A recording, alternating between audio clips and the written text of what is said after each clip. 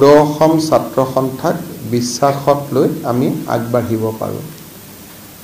আজি মোৰ কাৰ্যালয়ত আমাৰ মন্ত্ৰীসভাৰ কেইবাগৰাকীও মোৰ সতীৰ্থৰ সৈতে সদৌ অসম ছাত্ৰ সন্থাৰ লগত আমি আলোচনাত মিলিত হওঁ আৰু প্ৰথমবাৰৰ বাবে ন্যায়াধীশ বিপ্লৱ শৰ্মাৰ কমিটিৰ যিখন প্ৰতিবেদন সেইখন আমি দুইটা পক্ষই আমি হাতত লওঁ আৰু এক প্ৰকাৰ ক'ব গ'লে প্ৰতিবেদনখন আজি আমি ৰাইজৰ সন্মুখলৈকে উলিয়াই দিওঁ।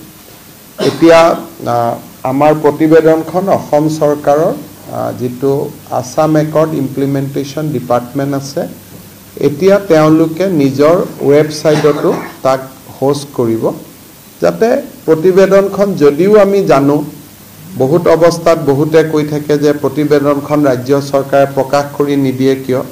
আজি আমি প্ৰতিবেদনখন আনুষ্ঠানিকভাৱে প্ৰকাশো কৰিছোঁ আৰু উপস্থিত সকলোকে এটা এটা প্ৰতিলিপিও দিছোঁ আৰু অসম চুক্তি ৰূপায়ণ বিভাগে এই প্ৰতিবেদনখন অহা কালিৰ ভিতৰত আমাৰ আসাম একৰ্ড ইমপ্লিমেণ্টেশ্যন ডিপাৰ্টমেণ্টৰ যিটো ৱেবছাইট আছে তাতে আমি হোষ্ট কৰি দিম বা প্ৰকাশ কৰি দিম যাতে সকলো লোকে এই প্ৰতিবেদনখন চাব পাৰে। পূৰ্বতে আমি আপোনালোকক উল্লেখ কৰিছিলোঁ যে এই প্ৰতিবেদনখনৰ যিটো ৰিকমেণ্ডেশ্যন এই ৰিকমেণ্ডেশ্যনখনক তিনিটা ভাগত বিভক্ত কৰিব পাৰি আৰু তিনিটা ভাগত বিভক্ত কৰিলে ৰাজ্য চৰকাৰৰ এক্সক্লুচিভ ডমেইনত অৰ্থাৎ আমি ইমপ্লিমেণ্ট কৰিব পৰা বিষয়বস্তু হ'ল 40টা, ৰাজ্য আৰু কেন্দ্ৰ চৰকাৰৰ উভয়ৰে দায়িত্বত থকা বিষয়বস্তু হ'ল 12টা আৰু সম্পূৰ্ণভাৱে কেন্দ্ৰীয় চৰকাৰৰ দায়িত্বত থকা বিষয়বস্তু হ'ল 15টা। আজি সদৌ অসম ছাত্ৰ সন্থাই আমাৰ যিটো শ্ৰেণী বিভাজন তাক তেওঁলোকে স্বীকাৰ কৰে যে হয় 40টা ৰাজ্য চৰকাৰৰ অধীনত 12টা ৰাজ্য আৰু কেন্দ্ৰীয় চৰকাৰৰ অধীনত আৰু চেণ্টাৰৰ অধীনত 15টা। গতিকে প্ৰথম যিটো আমাৰ কাম আছিল যে প্ৰতিবেদনখন আমি ডিমিষ্টিফাইড কৰিব লাগে, তাক ৰাজহুৱা কৰিব লাগে আৰু প্ৰতিবেদনখন ইমপ্লিমেণ্ট কৰাৰ ক্ষেত্ৰত কাৰ দায়িত্ব সেইখিনিৰ ওপৰত এটা স্পষ্ট এটা প্ৰতিশ্ৰুতি ৰাইজৰ সন্মুখলৈ আহিব লাগে। গতিকে আজিৰ দিনটোত দুটা কাম হ'ল যে এটা প্ৰতিবেদনখন ৰাজহুৱা হ'ল, দ্বিতীয়তে প্ৰতিবেদনখনৰ দফা ইমপ্লিমেণ্ট কৰিবলগীয়া দফা কেইটা আৰু কোনে ইমপ্লিমেণ্ট কৰিব তাৰ বিষয়ে এটা ক্লাৰিটি আহিলে। মই পুনৰবাৰ কৈছোঁ যে 40টা ৰাজ্য চৰকাৰে কৰিব, চেণ্টাৰ আৰু ষ্টেট উভয়ৰ দায়িত্বত 12টা, চেণ্টাৰৰ দায়িত্বত 15টা। এতিয়া কেন্দ্ৰীয় চৰকাৰৰ দায়িত্বত থকা 15টা যিটো ৰিকমেণ্ডেশ্যন সেই 15টা ৰিকমেণ্ডেশ্যনৰ ওপৰত আমি কেন্দ্ৰীয় চৰকাৰক অনুৰোধ জনাম যাতে সদৌ অসম ছাত্ৰ সন্থাৰ লগত তেওঁলোকে কথা বতৰা পাতি এই 15টা ৰিকমেণ্ডেশ্যনৰ ক্ষেত্ৰত অগ্ৰগতি লাভ কৰাৰ বাবে চেষ্টা কৰে। কেন্দ্ৰীয় চৰকাৰক অনুৰোধ জনোৱাৰ সমান্তৰালভাৱে আমি এটা সিদ্ধান্ত ল'লোঁ আজিৰ মিটিঙত যে অহা এমাহৰ ভিতৰত ৰাজ্য চৰকাৰৰ অধীনত থকা বিষয়সমূহ আমি কেনেকৈ ইমপ্লিমেণ্ট কৰিম তাৰ এটা একশ্যন প্লেন আমি এমাহৰ ভিতৰত প্ৰস্তুত কৰি আছুৰ হাতত আমি 25 অক্টোবৰ তাৰিখে অৰ্পণ কৰিম আৰু 25 অক্টোবৰত আছুৰ লগত আমাৰ দ্বিতীয়খন বৈঠক অনুষ্ঠিত হ'ব আৰু আমি যি ধৰণে ৰূপায়ণ কৰিব খুজিছোঁ তাত যদি আছু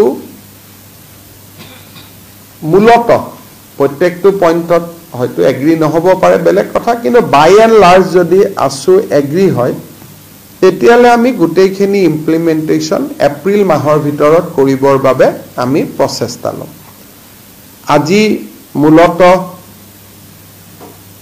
4টা সিদ্ধান্ত প্ৰতিবেদন ৰাজহুৱা হল দ্বিতীয় প্ৰতিবেদন কোনে কেনেকে ৰূপায়ণ কৰিব দায়িত্বসমূহ চিনাক্ত হল তৃতীয় কেন্দ্ৰীয় চৰকাৰৰ দায়িত্বত থকা দফা কেইটা ৰূপায়ণৰ বাবে ৰাজ্য চৰকাৰে আনুষ্ঠানিকভাৱে কেন্দ্ৰীয় চৰকাৰক অনুৰোধ কৰাৰ লগতে আসুৰ লগত এখন বৈঠকত বহিবৰ বাবেও আমি কেন্দ্ৰীয় চৰকাৰক অনুৰোধ কৰিম কেন্দ্ৰীয় চৰকাৰে নিজৰ দায়িত্বত থকা বিষয় কেইটাৰ ওপৰত সিদ্ধান্ত লোৱাৰ সময়সূৱাতে বা তেওঁলোকে যি ধৰণে চিন্তা কৰিব তাৰ সমান্তৰালভাৱে আমি ৰাজ্য চৰকাৰৰ দায়িত্বত থকা সম্পূৰ্ণ 40টা আৰু আংশিক 12টা টোটেল 52টা ডিসিশন আমি ইমপ্লিমেন্ট কৰাৰ দিশত আগবাঢ়ি যাম 25 অক্টোবৰত আমি এটা একশন প্ল্যান দিম যে কেনেকে ইমপ্লিমেন্ট আমি কৰিব বিচাৰিছো আৰু যদি খোদ অসম ছাত্ৰ সন্থা মূলত সন্মত হয় তেতিয়াহলে এপ্ৰিল 2025 ৰ আগতে ৰাজ্য চৰকাৰৰ দায়িত্বত থকা 52টা ৰিকমেন্ডেশন আমি ইমপ্লিমেন্ট কৰিম ৰাজ্য চৰকাৰৰ লগত থকা 52টা মূলত 3টা শিতানত ভাগ কৰিব পাৰি ভূমিৰ অধিকাৰ ভাষাৰ অধিকাৰ আৰু সংস্কৃতিৰ অধিকাৰ ৰাজ্য চৰকাৰৰ হাতত থকা 3টা খোদ অসম ছাত্ৰ সন্থাক আমি এইটো অৱগত কৰো যে বৰাক উপত্যকাত এই কমিটিৰ ৰিকমেন্ডেশন টু ইমপ্লিমেন্ট কৰাৰ কোনো অৱকাশ নাই 6 শিডিউল এৰিয়াৰ অথৰিটিয়ে স্বীকাৰ কৰিলেহে আমি তাত ৰিকমেন্ড আমি ইমপ্লিমেন্ট কৰিব পাৰিম কাৰণ এইবিলাক হল ডেলিগেটেড সাবজেক্ট সংবিধানে এই সাবজেক্ট বিলাক অলৰেডি 6 শিডিউলক দি দিছে ৰাজ্য চৰকাৰে তাৰ ওপৰত আইন প্ৰণয়ন কৰিব নোৱাৰে আৰু 6 শিডিউল এৰিয়াত আইন প্ৰণয়ন কৰাৰ অধিকাৰ 6 শিডিউল কৰ্তৃপক্ষৰ আছে আৰু সেই ক্ষেত্ৰত 6 শিডিউলৰ কৰ্তৃপক্ষই তেওঁলোকে বিচাৰিলে কৰিব পাৰিব আৰু নিবিচাৰিলে তেওঁলোকে ইয়াৰ পৰা আতৰি থাকিব পাৰিব মূলত এইখিনি আজি আলোচনাৰ বিষয়বস্তু আপোনালোকে যদি কিবা খুদিব খোজে খুদিব পাৰে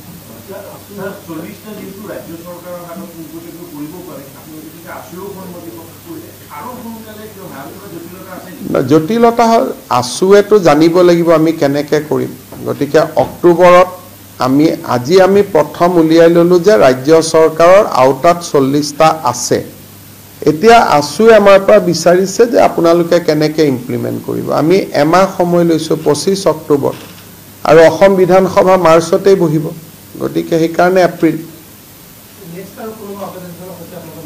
আলোচনা কৰাটো প্ৰয়োজন নাই কাৰণ বিপ্লৱ শৰ্মা কমিটিয়ে সকলো সংগঠনৰ সৈতে তেওঁলোকে ইতিমধ্যে কথা বতৰা পাতিছে গতিকে যিখন ৰিকমেন্ডেশন দিছে বহু প্ৰায় শতাধিক সংগঠনৰ লগত আলোচনা কৰি যেটো পাইছে তেওঁলোকে সেইটোকে আমাক দিছে আৰু আমি যেটো ৰিকমেন্ডেশনটো 100% মানি লৈছো ৰাজ্য চৰকাৰৰ অধীনত থকা গতিকে আলোচনাটো তাত কোনো আৰু নতুনকৈ আলোচনা কৰাৰ অৱকাশে নাই যদি আমি কিবা এটা ল্যাঙ্গুৱেজ কিবা এটা যদি মানিব নুখুজো তেতিয়াহে আকৌ নতুনকৈ আলোচনা কৰিব লাগিব যদি মানিব খুজো তেতিয়ালেতো আলোচনা কৰা কথাই নাই আৰু বিপ্লৱ শৰ্মা প্ৰতিবেদনখন চালে আপোনালোকে গম পাব যে তেওঁলোকে কিমানবোৰ সংগঠনৰ লগত ইতিমধ্যে কথা বতৰা পাতিছে Can you say that there has been complete consensus between the state government and the Assam Student Union regarding this? So far as state government's authority or the subject which is under state government jurisdiction, more or less there is a 100% consensus. However, detail need to be worked out, which will be worked out on 25th October. We are going ahead with a definite timeline.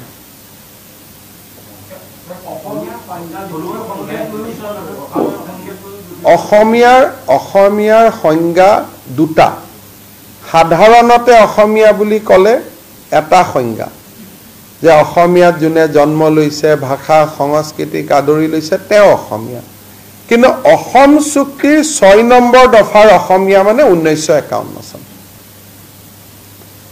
আসুৱে এটোৱে মানে যে close 6 ৰ কাৰণে অসমীয়া 1951 আৰু general আজি বঙালী মানুহ এজন ইয়াত আহিলে মাৰুৱাৰী মানুহ এজন ইয়াত আহিলে ইয়াতে জন্মিলে ইয়াতে লৰা ছোৱালী 3টা 4টা অহা 200 বছৰ অসমত থাকিব অহা 500 বছৰ অসমীয়াত থাকিব তেওঁ অসমীয়া কিন্তু অসম চুক্তিৰ 6 নম্বৰ দফা মতে 1951 চনত জন্মগ্ৰহণ কৰা মানুহে অসমীয়া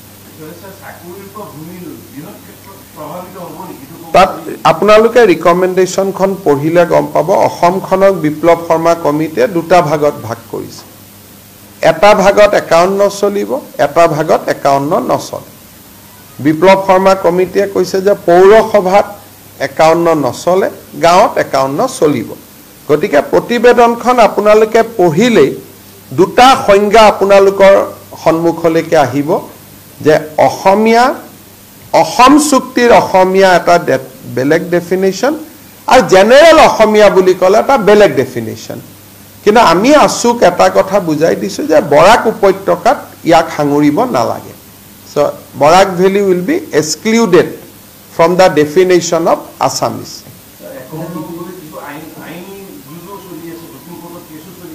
ৰাজ্য চৰকাৰৰ ৰিকমেন্ডেশন খিনিত কোনো আইনৰ জুজ নাহে কাৰণ ৰাজ্য চৰকাৰৰ অধীনত থকা ৰিকমেন্ডেশন খিনিত এনেকুৱা আইনৰ জটিলতা নাই এখিনি কৰিব পাৰা তাত এটা ৰিকমেন্ডেড আছে যে কলা ক্ষেত্ৰক টকা পইচা দিব লাগে তাত আৰু আইনৰ জটিলতা ক'ত জ্যোতি চিত্ৰবনক টকা পইচা দিব লাগে তাত আইনৰ জটিলতা ক'ত গুটে অসমত যিমান আজিলৈকে নটিফিকেশন ওলাইছে সব অসমীয়া ভাষালৈ অনুবাদ কৰিব লাগে তাত আইনৰ জটিলতা ক'ত গতিকে বহুত ৰিকমেন্ডেশন আছে যত কোনো আইনৰ জটিলতাই নাই আৰু এইখিনি কৰিলে বাকি মানেও ভাল পাব যেনেকৈ তেজপুৰ ইউনিভাৰ্চিটিত সাহিত্যৰথী লক্ষ্মীনাথ বেজবৰুৱাৰ এখন চেয়াৰ স্থাপন কৰিব লাগে ইয়াতো সবেই ভাল পাব গতিকে একাৰে হিদিনাখনো মই আপোনালোকক দি দিছো 52 ৰিকমেন্ডেশন সকলোতে সংঘাত নাই দুই এটা জায়গাত সংঘাত আছে সেইখিনি আলোচনা দি আগবাঢ়িম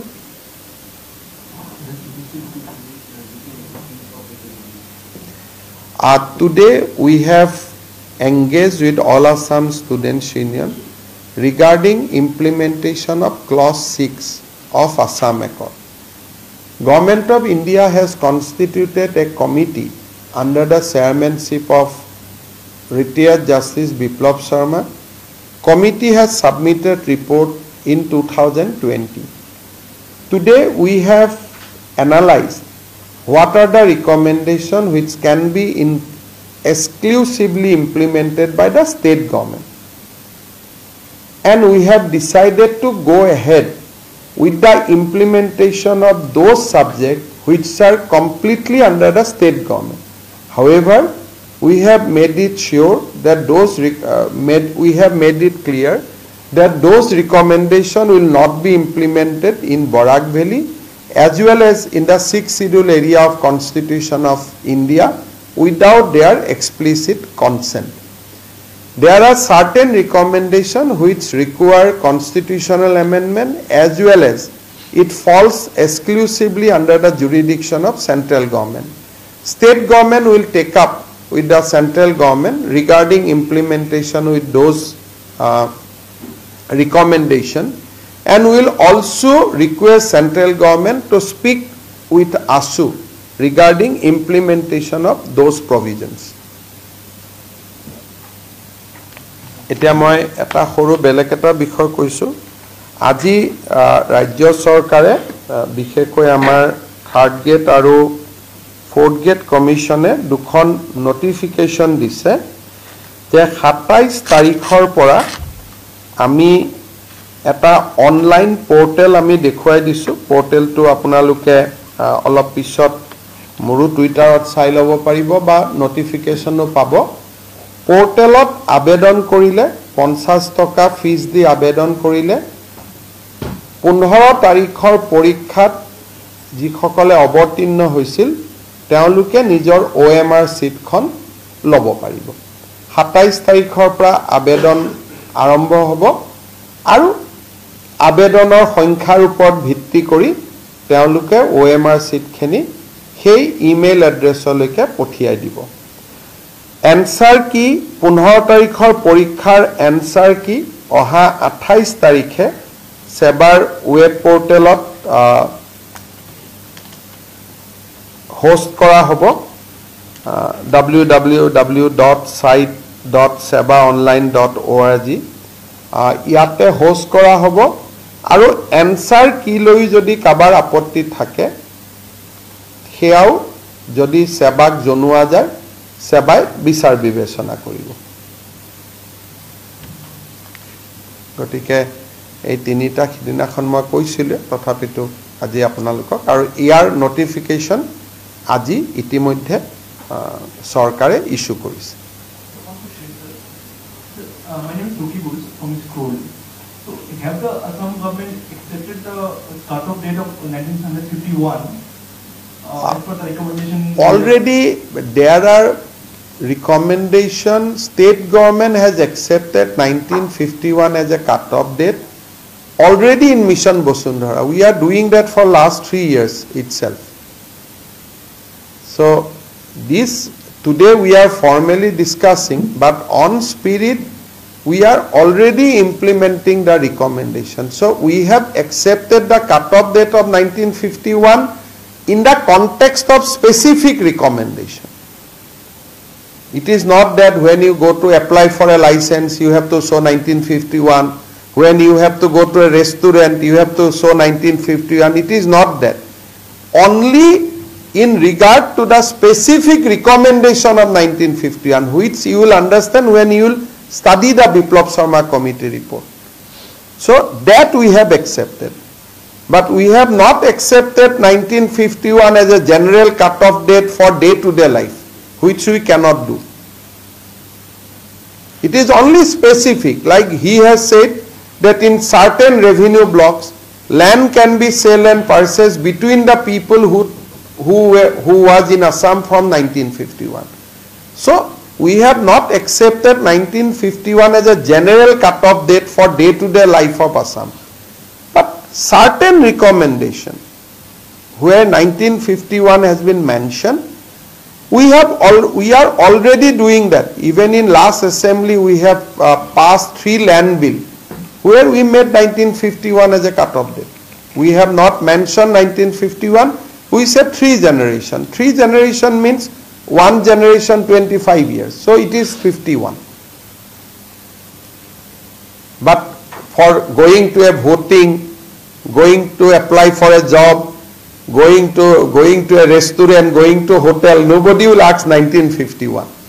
It is not that there is nothing to be created a panic that you have accepted 1951. Because Biplab Sharma committee report has not said that you adopt 1951 as a general in day-to-day life. He has only said so far as these recommendations are concerned, and these recommendations are very few, you take 1951 as a cut-off date. Sir, just one question in this regard only. Doesn't it will complicate 1971 and 1951? No, in many states there is a land law. Even if you go to Jharkhand, the land laws are like that. Land laws are there is very like if you go to Jharkhand, except few area, only the people who live for centuries they can only sell and purchase for land. You go to Meghalaya, that law is already Sotanagpur Tenancy Act, Santhal Pargana Tenancy Act. And Himachal Pradesh, nobody can. So these laws are prevalent in our country. These are not anything new laws. So these laws are already there in our country. And in Assam also, in tribal belt and block, those laws are already there. Now, এতিয়া আপোনালোকে মোক কৈ থাকে বিপ্লৱ Sharma committee report implement কৰক এটা বিপ্লৱ শৰ্মা ৰিপৰ্টতে কৈ থৈছে যে হিল খাকু উচ্ছেদ কৰক বুলি যে কোনো ওয়েটল্যান্ড থাকিব নালাগে সকলো ওয়েটল্যান্ডত এভিকশন হ'ব লাগে হিল খাকুটো ওয়েটল্যান্ডে গতিকে যিসকলে সেইকাৰণে মই কৈছোঁ যে ৰিপৰ্টটো আমি ইমান দিন দেখা নাছিলোঁ কাৰণে ৰিপৰ্টটো ইমপ্লিমেণ্ট কৰিব গৈও আমি গালি খাই আছিলোঁ এতিয়া ৰাইজে ৰিপৰ্টটো দেখিলে বুজি পাব এইটো বিপ্লৱ শৰ্মাৰ ৰিপৰ্ট মতে কৰি আছে কালি যে ট্ৰাইবেল বেল্ট এণ্ড ব্লকত এভিকশ্যন হৈছে এইটো বিপ্লৱ শৰ্মাৰ ৰিপৰ্টতে লিখা আছে যে এভিকশ্যন কৰিব লাগে বুলি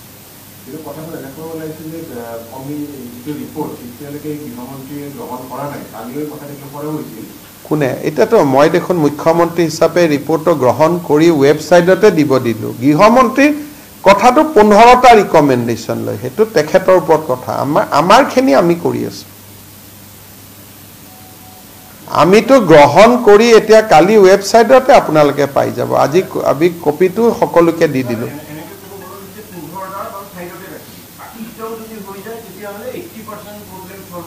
আপুনি টোটেল 67 or 52 আমি কৰিব পাৰিম পাৰ্চেণ্টেজত কিমান হয় আপুনি উলিয়াই লওক সেইটো 67 ৰ ভিতৰত 52 ৰিকমেণ্ড কৰিলে পাৰ্চেণ্টেজত কিমান হয় মোৰ হিচাপত সেইটো 80 মান হ'ব গভীৰতা হ'ল যে ভূমি সংস্কৃতি ভাষা এইটো ৰাজ্য চৰকাৰৰ গোটেইখিনি আৰু সংসদ আৰু চাকৰি ৰিজাৰ্ভেশ্যন কেন্দ্ৰীয় চৰকাৰ গোটেই ৰিপৰ্টটো আপুনি 5টা ভাগত ভগাব পাৰে ৰাজনীতিৰ অধিকাৰ কৰ্মসংস্থাপনৰ অধিকাৰ ভাষাৰ অধিকাৰ সংস্কৃতিৰ অধিকাৰ মাটিৰ অধিকাৰ তিনিটা ৰাজ্য চৰকাৰে কৰিব বাকি দুটা কেন্দ্ৰীয় চৰকাৰ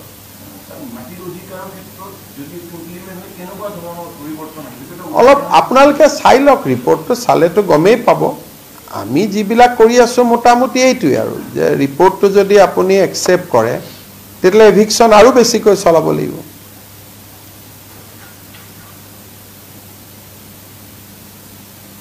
আগতে আপোনালোকে কয় হিমন্ত বিশ্ব শৰ্মাই চলাইছে এতিয়া ক'ব কমিটি ৰিপৰ্ট মতে কৰিছে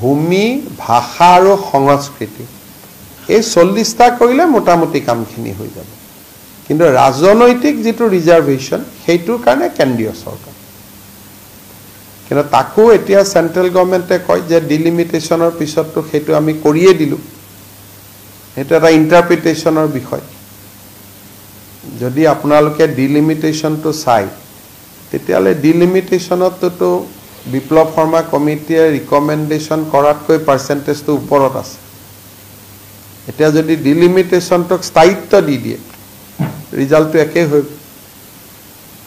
সেইকাৰণে কেন্দ্ৰীয় চৰকাৰৰখিনি আজি আমি আলোচনা কৰা নাই কাৰণ ইয়াৰ মানুহৰ ভিউ বেলেগ বেলেগ থাকিব সেইকাৰণে কেন্দ্ৰীয় চৰকাৰখিনি কেন্দ্ৰীয় চৰকাৰৰ পৰ্যায়ত আমি চেষ্টা কৰিম যাতে এখন ত্ৰিপাক্ষিক বৈঠক হ'ব পাৰে My last question, sir. There are several categories of people now will be there, like post 51, post 71, post 71 to 2014 TA people. So there are sets of categories of citizens will be there right now, and everybody will have separate rights, not.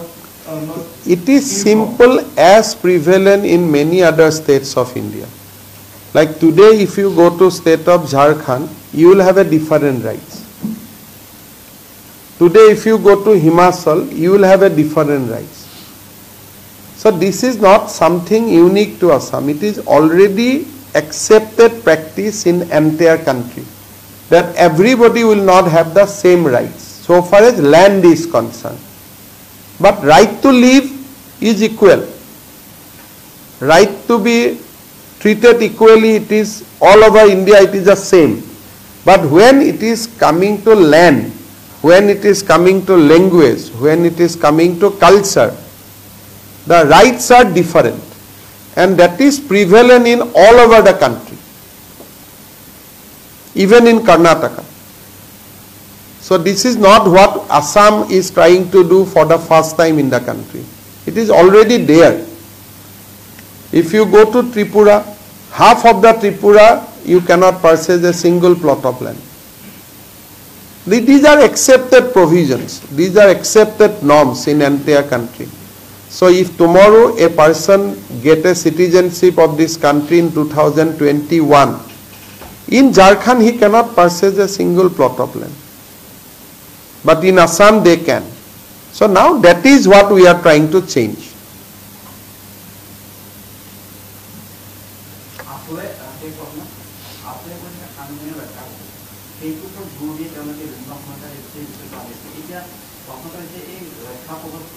So মোৰ হাতত যেটো ৰক্ষা কবচ দিব মই পাৰো মাটি ভূমি ভাষা সংস্কৃতি তিনিটা আমি কৰিম বুলি কলো বাকি চাকৰি আৰু এছেম্বলি সিট সেইখিনি কেন্দ্ৰীয় চৰকাৰৰ সেই 15টাত আছে গতিকে 52টা দি যি কৰিব পাৰো বিপ্লৱ শৰ্মা কমিটিটো আৰু 52টা ৰিকমেন্ডেশন এনে লিখা নাই তেওঁলোকে ডেফিনেটলি এই ৰিকমেন্ডেশন কেটা এই কাৰণেই দিছে যে এই কেটাই অসমীয়া সুৰক্ষা দিব